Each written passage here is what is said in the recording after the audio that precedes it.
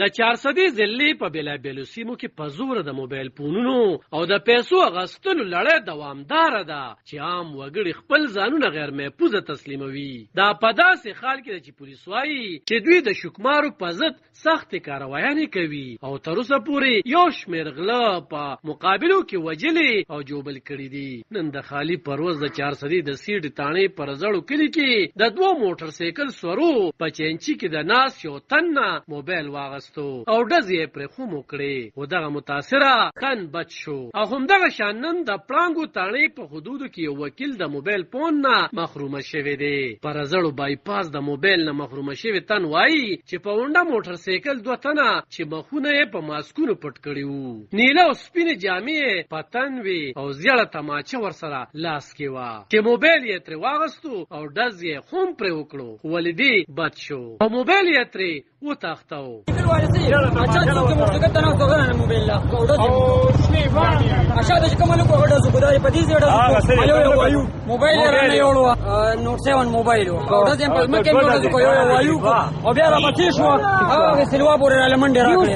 دغه رنګ بیګا د شبقدر تاڼې په حدودو کې یو تن نه خوم غلو 15 لک روپۍ اخیستې دي. د پیروستو پولیس موقع ته راورسېدل خو ولې غله تښتېدلي وو او ملزمان لا نه دي نیولې شوي. خو پولیس وایي چې دوی یې په ضد کاروایي کوي او تر اوسه پورې هوشه 8 غله وجلې او 10 پورې په مقابلو کې یې جوبل کړي دي. د ذکر وړ ده چې دا مخال په شبقدر کې د روزاني حساب سره د غلو لخوا غلاګانې روانې دي چې په خلکو کې یاره خوره شوې ده. علب خان شیرپو دلبر نیوز 400